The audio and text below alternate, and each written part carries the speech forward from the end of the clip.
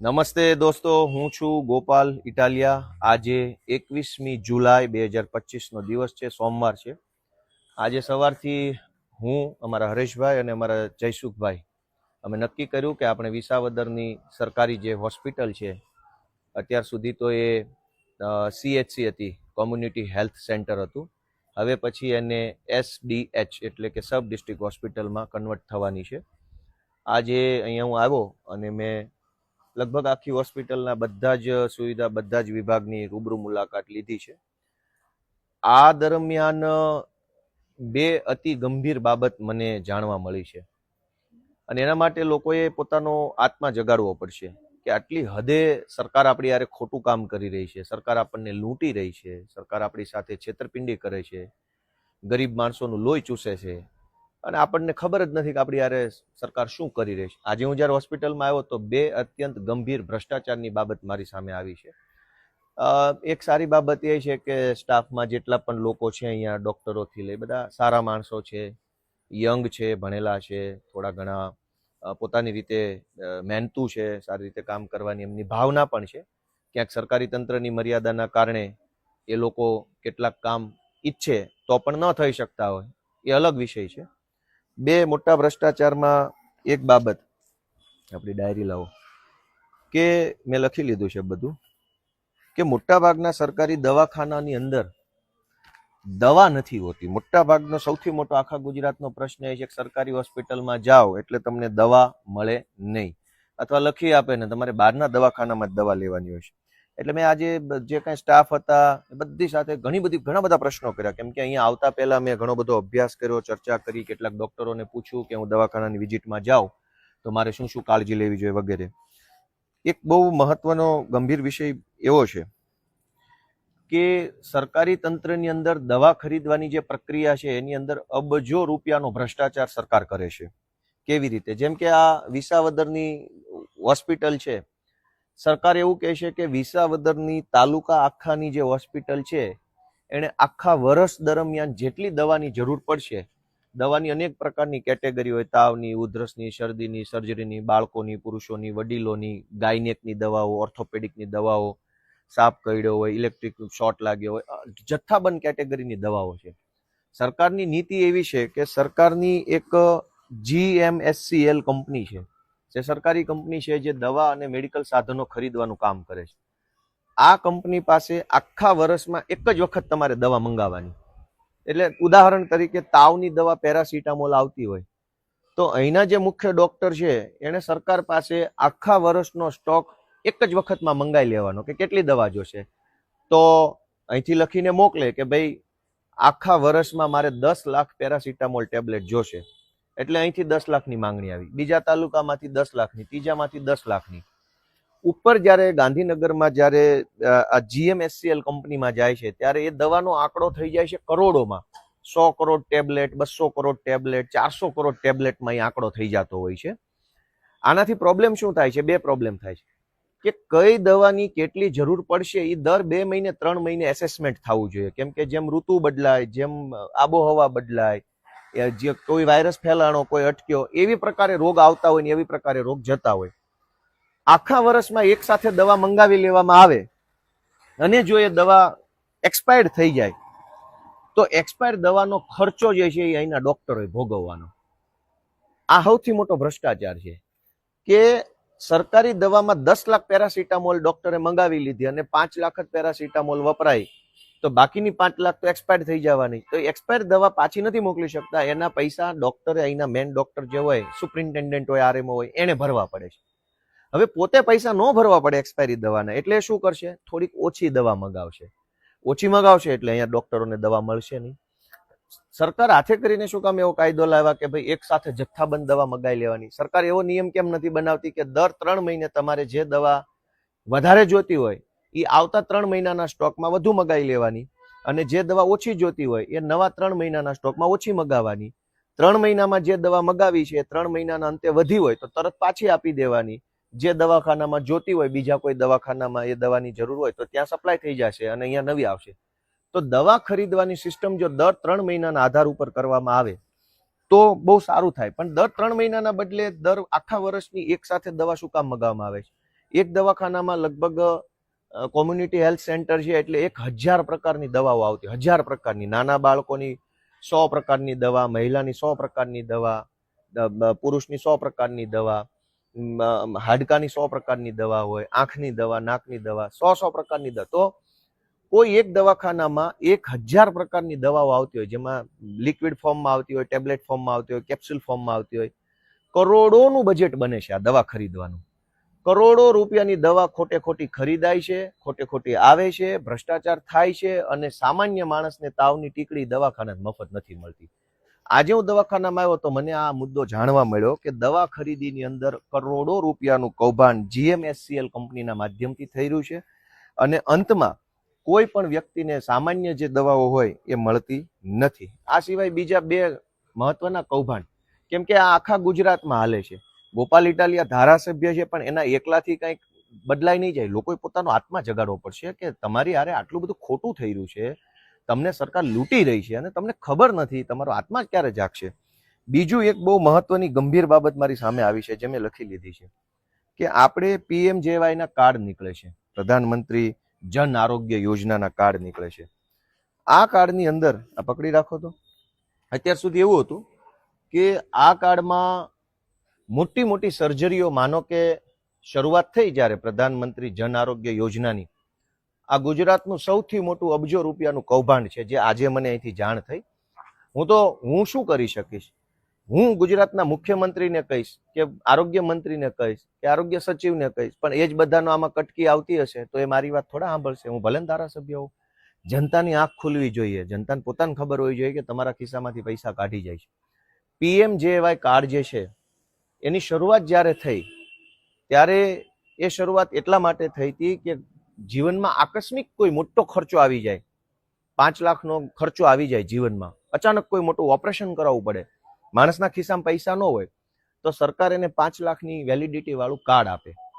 એ card આપે એટલે એ માણસ કોઈ પણ પ્રાઇવેટ દવાખાનામાં જાય અને કાર્ડ એનું કેશ કરાવે, ક્લેમિંગ કરાવે, એટલે એના ખાતામાં એ કાર્ડમાંથી પૈસા કપાઈ જાય, માણસની સર્જરી થઈ જાય. આ એનો મૂળ ઉદ્દેશ હતો. પણ હવે એક બહુ જ મોટું ષડયંત્ર, ભ્રષ્ટાચાર ચાલુ થયો. સરકારે શું નક્કી કર્યું કે હવે પછી તમામ રોગ A to Z, તમને શરદી થઈ ગઈ, ઉધરસ થઈ ગઈ, શ્વાસની બીમારી થઈ, તમને કૂતરું કરડી ગયો, તમને ઝાડા થઈ ગયા, તમને તાવ આવ્યો, તમને સામાન્ય ટાંકા લીધા છે, રસોળી થઈ, સામાન્ય એક્સિડન્ટ થઈ ગયું, આ બધી જ બાબતોને ફરજિયાત PMJY કાર્ડ એટલે કે પ્રધાનમંત્રી કાર્ડમાં નાખ્યું. એના કારણે શું થાય? આ સરકારી દવાખાનું છે, આ સરકારી દવાખાનું મફતમાં ચાલવું જોઈએ. કૂતરું કરડી જાય તો મફત સારવાર હોવી જોઈએ, તાવ આવે તો મફત સારવાર હોવી જોઈએ, તમને ઝાડા ઉલટી થાય તો પણ અહીંયા મફત સારવાર હોવી જોઈએ, તમને કોઈ રસોળી નીકળી છે મફત સારવાર હોવી જોઈએ, એક્સિડન્ટ થયું છે, સામાન્ય એક્સિડન્ટ થયું છે, 10-5 ટાંકા આવે છે તો અહીંયા મફત સારવાર હોવી જોઈએ. પણ હવે કૌભાંડ શું છે કે સરકારી દવાખાનામાં તમે કોઈ પણ XYZ સામાન્ય ઝાડા ઉલટીની પણ અહીંયા સારવાર કરાવવા આવશો એટલે અહીંયા ફરજિયાત તમારા PMJY જે કાર્ડ છે, પ્રધાનમંત્રી કાર્ડ, એમાંથી એ પૈસા કાપી લેવામાં આવશે. અને આવું આખા ગુજરાતમાં છે. અને સરકારી દવાખાનાના ડોક્ટરોને સરકાર તરફથી ટાર્ગેટ આપવામાં આવ્યો છે કે કોઈ પણ માણસ સરકારી દવાખાનાનું પગથિયું ચડે એટલે એના કાર્ડમાંથી પૈસા કાપી લેવાના. હવે ઝાડા ઉલટીના કેસમાં કાર્ડમાંથી પૈસા કાપી લેશો તો જ્યારે ખરેખર મોટી સર્જરી આવશે, મોટું ઓપરેશન આવશે, ત્યારે શું કરવાનું માણસે? તો મેં ડોક્ટરને પૂછ્યું અહીંયા કે હવે ઝાડા ઉલટીમાં જો PMJY કાર્ડ અહીંયા આપવું પડતું હોય તો આ સરકારી દવાખાનું જ ન કહેવાય, તો આ પ્રાઇવેટ દવાખાનું થઈ ગયું. પહેલા એવું હતું કે સામાન્ય રોગ જે છે, મામૂલી રોગ જે છે, ઝાડા ઉલટી, કૂતરું કરડી ગયું, શોર્ટ સર્કિટ થઈ ગયો, આંગળી ફસાઈ ગઈ, કોઈ ગાય ભેંસે માર્યું, આપણને ટ્રેક્ટર વાગી ગયું, તો અહીંયા મફત સારવાર હતી. કોઈ એક પાવલી દેવાની નહીં, દવા મફત, સારવાર મફત. અહીંયા તમે ઇન્ડોર દાખલ થાવ દવાખાનામાં તો મફત. હવે શું થયું? હવે અહીંયા કંઈ પણ કામ હશે તમારે કાર્ડ ફરજિયાત કરાવવું પડશે, અને જબરજસ્તીથી કરે છે. અને ઉપરથી પ્રેશર કરે છે સરકારી તંત્ર, ટાર્ગેટ આપે છે કે ઝાડા ઉલટી વાળા હોય કે તાવ વાળા હોય, ફરજિયાત એનું કાર્ડ અહીંયા લખી લેવાનું ને એમાંથી પૈસા કાપી લેવાનું.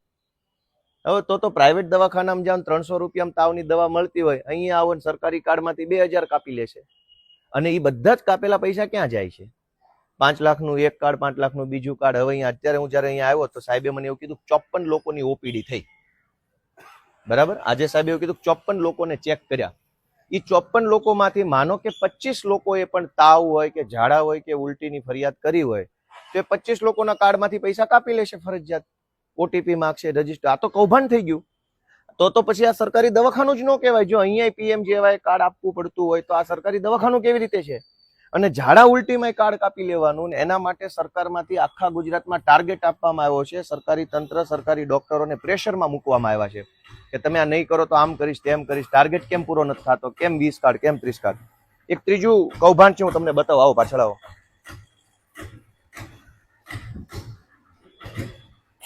ભાઈ આવો, જલ્દી આવો. આ ડાયરી રાખો તો રાખો.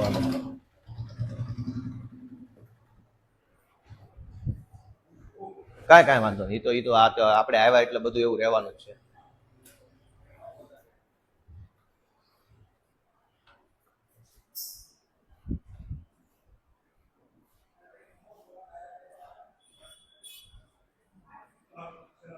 આમાં નહીં, આમાં જ છે.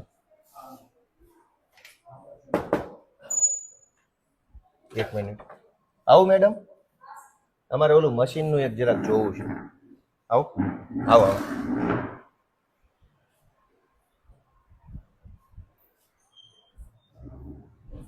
હવે આ એક મશીન છે. આ મશીન જુનાગઢ જિલ્લા પંચાયત દ્વારા, થોડોક આગળ ભર્યો, જુનાગઢ જિલ્લા પંચાયત દ્વારા આ લેબોરેટરી ટેસ્ટિંગનું. આમાં શું માપી શકાય? SpO2, ટેમ્પરેચર એટલે કે તમારા શરીરનું તાપમાન, અહીંથી બ્લડ પ્રેશર કેટલું છે, આલ્કોહોલ ટેસ્ટ, ECG અને હિમોગ્લોબિન ટેસ્ટ માપી શકાય. એવું લખ્યું છે, હકીકત નથી. કોલેસ્ટ્રોલ માપી શકાશે. તો બ્લડ પ્રેશર માપવા માટે તો સામાન્ય રીતે ડોક્ટર અહીંયા લગાવીને પેલું હવા ભરે છે, પેલું મશીન આવે છે એનું માપવાનું, એનું નામ ભૂલી ગયો, એને શું કહેવાય? હા, સ્પિગ્મોમેનોમીટર. એ તો આપણો વિષય નથી. તો એનાથી બ્લડ પ્રેશર મપાઈ જાય છે. આલ્કોહોલ ટેસ્ટ, હવે દારૂ પી ગયો હોય એ કઈ સરકારી દવાખાને આવીને અહીંયા મશીનમાં ટેસ્ટ કરશે એવું હોય નહીં. ટેમ્પરેચર, તાપમાન માપવા માટે કઈ મશીનની જરૂર નથી. થર્મોમીટર આવે જ છે અત્યારે. કેટલા બધા નાના નાના મીટરો આવ્યા, પેલો હાથમાં આમ લગાવો તો એ તાપમાન માપી દેશે. SpO2 ના નાના નાના મશીન છે. ECG લગભગ ગામડામાં કઈ એટલું બધું હોતું નથી. આ મશીનની અંદાજિત કિંમત મેં જાણ્યું એ પ્રમાણે 5 લાખ રૂપિયા છે. આ ચાઇનીઝ મેન્યુફેક્ચરિંગ મશીન છે. આ ભારતની કંપની નથી. કોઈ જેન્યુન કઈ સારી કંપની હોય એવું લાગતું નથી. બધું બહારથી સારું દેખાય છે, બાકી આમાં કઈ છે નહીં. બધું ખૂણામાં પડ્યું છે. અને કઈ કોઈ જગ્યાએ આનો ચાલુ નથી, ખુલ્લું જ છે, ક્યાંય ચાલુ બાલુ નથી. 2 વર્ષથી પડ્યું છે. જુનાગઢ જિલ્લા પંચાયતમાં આજથી 2 વર્ષ પહેલા આખા જુનાગઢ જિલ્લા માટે આવા લગભગ બહુ મોટી સંખ્યામાં 5-5 લાખના આવા મશીનો ખરીદવામાં આવ્યા. દવાખાના વાળાએ માગ્યા નથી, કોઈને કઈ ખબર નથી. જિલ્લા પંચાયતે મનસ્વી રીતે 5 લાખના એક મશીન એવા 100 ખરીદ્યા હોય, 200 ખરીદ્યા હોય, ભગવાન જાણે. જો જાય છે એમાં. આવા મશીનો ખરીદી થોડા પાછા ઉપર, આવા મશીનો ખરીદી અને જબરજસ્તીથી બધા સરકારી દવાખાના મૂકી દીધા. જ્યારથી આવ્યા છે ત્યારથી આની પિન કોઈ લગાવી નથી. આ મશીનો બંધ પડ્યા છે.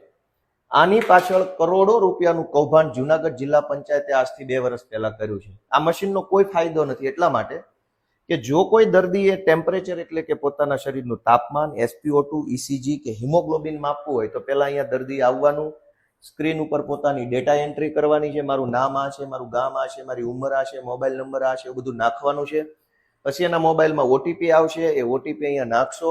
પછી આ મશીન કામ કરશે અને કામ કર્યા પછી 100% સારું કામ નહીં કરે. હિમોગ્લોબિન આ મશીનમાં માપશો તો એની એક્યુરસી એટલે કે ગુજરાતીમાં ચોકસાઈ 50% ચોકસાઈ નથી, કેમ કે ચાઇનીઝ મશીન છે આ તો. જે હિમોગ્લોબિન માપવાના અતિ આધુનિક મશીનો પેથોલોજીકલ લેબની અંદર હોય છે, એના કરતા સસ્તું ચાઇનીઝ મશીન 5 લાખની કિંમતનું અહીંયા દરેક સરકારી દવાખાનામાં જુનાગઢ જિલ્લા પંચાયતના વહીવટદાર કરતાઓએ મૂક્યું છે. આનો કોઈ ફાયદો 2 વર્ષથી આ મશીન બંધ પડ્યું છે. આ એક દવાખાનામાં નહીં, આખા જુનાગઢ જિલ્લાના CHC સેન્ટરો જે છે, કોમ્યુનિટી હેલ્થ સેન્ટર, એમાં તમામ જગ્યાએ આ મશીન ખૂણામાં પડ્યા છે. તો જુનાગઢ જિલ્લા પંચાયતના વહીવટકર્તાઓએ આજથી 2 વર્ષ પહેલા મશીન શું કામ ખરીદ્યા? 5-5 લાખનું એક મશીન કોના કહેવાથી ખરીદ્યું? કંપની પાસેથી કેટલું કમિશન ખાધું? આ મશીન અહીંયા મૂક્યા પછી આનો કોઈ ફાયદો નથી, તો 5 લાખ રૂપિયાના બદલામાં કમિશન કેટલું લીધું, 5 લાખમાં ભ્રષ્ટાચાર કેટલાનો થયો, અને આ મશીન કેવી રીતે ગામડામાં કામમાં આવશે? ગામડા માટે આ મશીનની એક્યુરસી કઈ નથી. એક્યુરસી એટલે કે માનો કે મારું લોહી લઈ અને જે જેન્યુન મશીનોમાં ચેક કરો તો એમાં લોહીમાં HbC છે, પેલા રક્તકણો કેટલા છે એ એમાં અલગ બતાવે, આમાં અલગ બતાવે. તો મેં ડોક્ટરોનો અભિપ્રાય, બીજા અલગ અલગ ડોક્ટરોનો અભિપ્રાય લીધો કે આ મશીનનું કોઈ કામ નથી, કોઈ ફાયદો નથી, યુઝલેસ છે, ટાઈમપાસ છે, જેન્યુન કંપનીનું જેન્યુન મશીન પણ નથી, વાહિયાત કક્ષાનું આખું મશીન છે. આની અંદર કોઈ પણ પ્રકારના સ્પેસિફિકેશન ક્યાંય લખ્યા નથી. કંપનીનું એક જ સ્ટીકર છે અહીંયા, ફોનિક્સ માઇક્રો સિસ્ટમ. આ મશીન ક્યાં બન્યું છે, કઈ સાલમાં બન્યું છે, એના શું સ્પેસિફિકેશન છે, આની અંદર શું વપરાયું છે, આની એક્યુરેસી કેટલી છે, આ મશીનની પોતાની એક્સપાયરી ડેટ કેટલી છે, આનું મેન્ટેનન્સ કેવી રીતે કરવાનું છે, આ મશીન ચલાવવા માટે શું વ્યવસ્થા, કશું જ આની ઉપર ક્યાંય લખ્યું નથી. આખું મશીન છે, પાછળ બતાવો, આની અંદર કઈ લખ્યું જ નથી. ચારો તરફ બતાવો, કઈ લખ્યું જ નથી. એનો અર્થ એવો છે કે જુનાગઢ જિલ્લા પંચાયત દ્વારા આ બાજુ કોઈ બાજુ કઈ લખાણ જ નથી આનું. એટલે ચાઇનીઝ મશીન 5 લાખ રૂપિયામાં સરકારી દવાખાના મૂકી 5 લાખનો ભ્રષ્ટાચાર જુનાગઢ જિલ્લા પંચાયત દ્વારા આજથી 2 વર્ષ પહેલા કરવામાં આવ્યો છે. અને આ મશીન આખા જુનાગઢ જિલ્લામાં, ભાઈ આગળ પાછળ કશું જ કઈ છે નહીં, ક્યાંય કોઈ વસ્તુ લખી નથી. આ મશીન ક્યાં બન્યું, કોણે બનાવ્યું, આનો ઓથોરાઇઝ ડીલર કોણ છે, આની અંદર શું શું પાર્ટ્સ વપરાયા છે, આ મશીનની એક્યુરેસી શું છે. બીજું કે આ ડેડ સ્ટોક રજિસ્ટર ઉપર નથી. સરકારી મશીન છે તો સરકારી ડેડ સ્ટોકમાં બતાવેલું હોવું જોઈએ, એવું નથી. દોસ્તો એક બાજુ કશું જ આનું કઈ કામ નથી. આ ફાલતુ વાહિયાત મશીનો આવા ચાલુ રાખજો. મૂક્યા છે. તમે કોણ? રહેવા દો, પછી કરો. તો આ મશીન જે મૂક્યા છે, આ મશીન જે મૂક્યા છે એ મશીન 100% ભ્રષ્ટાચાર છે. 100%, 1%, 5%, 50% નહીં. આખા જુનાગઢ જિલ્લાના તમામ સરકારી દવાખાનામાં કારણ વગરના, જરૂર વગરના, સાવ ખોટી રીતે જબરજસ્તીથી મશીનો મૂકવામાં આવ્યા છે. આ મશીનનો 2 વર્ષથી કોઈ ફાયદો નથી થતો. આ બાજુ અને આ મશીનો જે છે એ મશીન દ્વારા એક પણ દર્દીને એક પાવલીનું કઈ કામ નથી થયું. કેમ કે લોહીનો રિપોર્ટ કરાવવા માટે ખૂણામાં પડેલા મશીનનું શું કામ છે? એટલે આ વિસાવદરની ડિસ્ટ્રિક્ટ હોસ્પિટલમાં 3 કૌભાંડ જે છે આખા રાજ્યવ્યાપી. એક તો દવા ખરીદીનું કૌભાંડ જે આખા ગુજરાત રાજ્યમાં હાલે છે.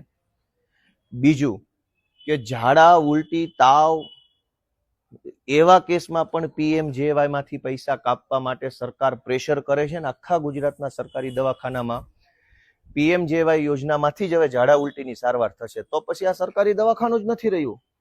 ઝાડા ઉલટી માટે મારે કાર્ડમાંથી પૈસા કપાવવા પડે અને ઈ રેટ કોણે નક્કી કર્યા હોય? સામાન્ય રીતે ઝાડા ઉલટીની સારવાર 200-300 માં થઈ જતી હોય.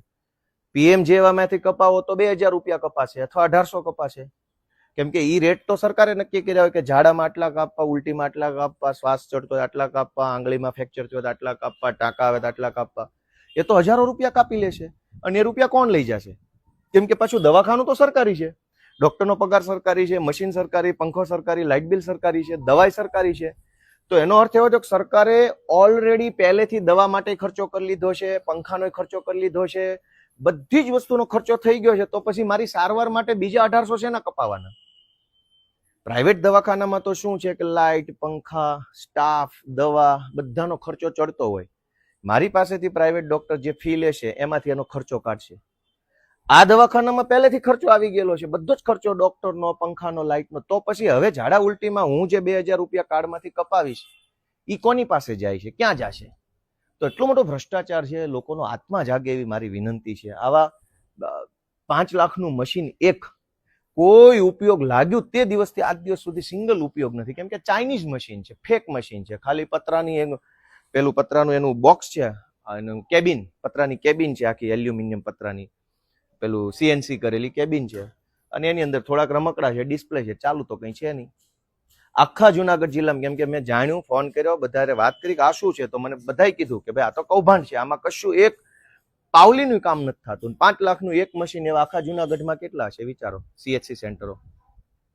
કરોડો રૂપિયા આ લોકો ભાજપના માણસો સરકારમાંથી ખાઈ જાય છે, અને ગરીબ માણસને જ્યારે તાવ આવે ને ત્યારે સારી ટીકડી મળતી ને ટેબ્લેટ નથી મળતી.